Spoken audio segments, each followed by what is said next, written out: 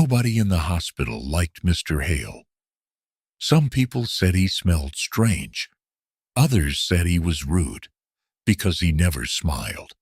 Most people simply avoided looking at him at all.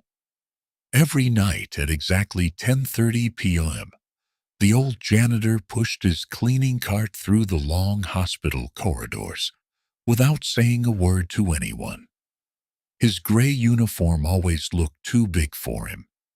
His shoes made a soft, dragging sound against the shiny floor.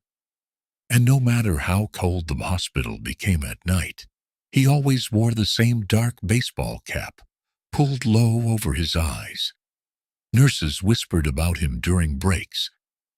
"You know he's been working here for almost 20 years? Seriously?" "Yeah, and nobody even knows where he lives.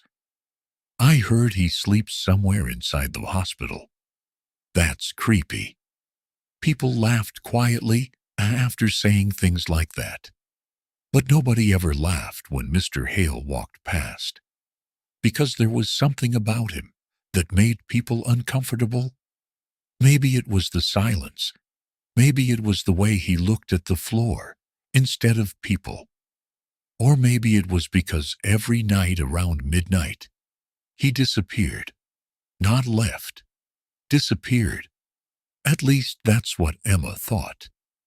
Emma was a second-year nurse who worked the night shift 3 times a week. She was 26, exhausted all the time, and surviving almost entirely on coffee and vending machine sandwiches. She noticed things other people ignored. And after working at St. Mary's Hospital long enough, she began noticing something strange about Mr. Hale. Every night, after cleaning the East Wing hallway, he vanished for nearly 2 hours. Nobody knew where he went. And strangely, nobody seemed interested in finding out. One rainy Thursday night, Emma finally asked. She was standing near the nurse station, filling paper cups with stale coffee, when another nurse walked by. "Where does Mr. Hale go every night?" The other nurse barely looked up. "Who knows? He disappears around midnight." "Emma?" The nurse sighed tiredly. "Trust me. Don't worry about the janitor." That answer only made Emma more curious. Later that night, she saw him again. Mr. Hale slowly pushed his cart past room 214. The fluorescent lights flickered softly above him. His mop bucket rattled quietly. And for just a second, Emma noticed something unusual sitting on the bottom shelf of his cart. Books. Old books. At least 6 of them. Hardcovers, worn edges, carefully stacked. That didn't make sense. Why would a janitor carry books around the hospital in the middle of the night?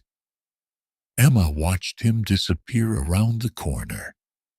Then she made a decision that would change the way she saw him forever.